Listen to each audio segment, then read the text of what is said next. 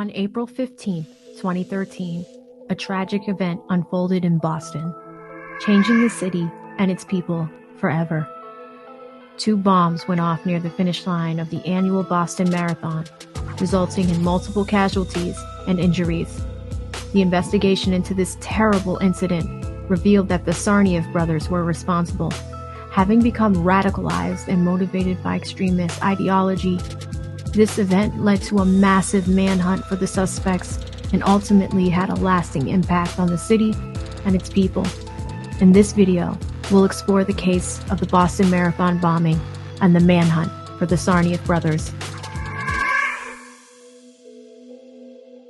Hi everybody, it's good to see everyone. This is AV to the 7th power and welcome back to my channel. Today, this is a difficult video for me to make as a Boston native and a Boston resident. It's also opening day weekend for the Red Sox, so I am super pumped to be here. The Celtics just had an amazing playoff game last night. Shout out to our Celtics. However, it is a little bittersweet because this is the 10th anniversary of this fated event. If you don't know me, hi, my name is AV7. I talk about true crime here on this channel. I'm also a law student. You know, I talk about law school and the legal things, all of the things. Welcome to the shenanigans of my world. But without further delay, let's talk about this extremely important case in United States history. On April 15th, of 2013, 2 bombs exploded near the finish line of the Boston Marathon, killing 3 people and injuring more than 200 more, one of which was an 8-year-old child. The attack, later attributed to the Tsarnaev brothers, triggering a massive manhunt, lasted for days and involved thousands of law enforcement officers, the National Guard,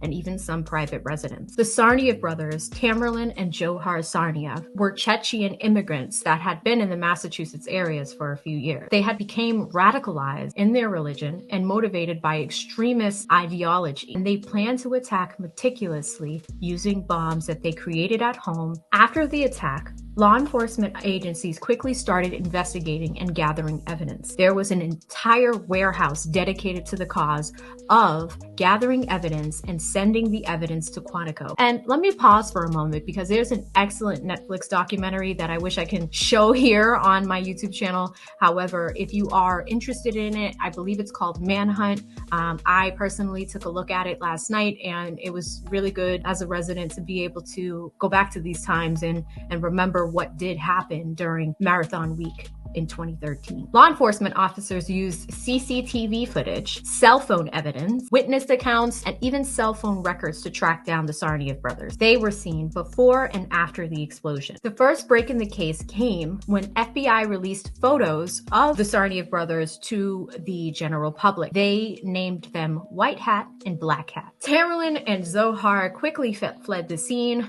They had a snack break, apparently, and they were on the run. It triggered a massive manhunt in the city of Boston. This included law enforcement from state levels, federal levels, and local levels. The hunt was complicated because these suspects were armed. No one knew if they were working alone or if they had other corroborators during that week. Guys, they also committed a carjacking. They shot and murdered a MIT officer to try to get his weapon. Then there was just a massive shootout. The manhunt lasted for at least a week. Boston was essentially shut down after they committed this carjacking, after they robbed a store, after they killed this MIT officer. They finally got pulled over by the brave Watertown police. And once they were pulled over, this resulted in a shootout. Tamerlan and Johar were shooting at police officers and also continuing to throw bombs at them. This was all happening on a residential street. People had bullet holes in their houses. Children were in these homes. Over 210 rounds were shot on this residential street just from police. Residents were advised to stay indoors. The city was essentially locked down. Businesses were closed, and law enforcement had press conferences mentioning, please do not come outside of your homes or do not open the door unless it is a law enforcement officer that is knocking on your door. Continues for the time being. That is unchanged. There are continuing developments in the investigation, which we will be able to talk about not now but later. But it is important that folks remain indoors and not open the door, keep the doors locked and not open the door unless there is a uniformed identified law enforcement officer on the other side of it requesting to come inside. Even at one point, President Obama gave remarks on this because although he was not a Boston resident, Cambridge, Massachusetts is home to Harvard Law School. Barack Obama spent a few years of his life learning the law. It should be pretty clear by now that they picked the wrong city to do it.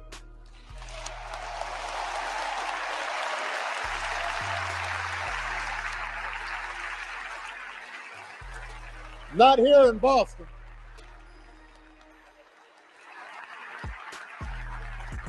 Not here in Boston. Why we don't cower in fear? We carry on. We race.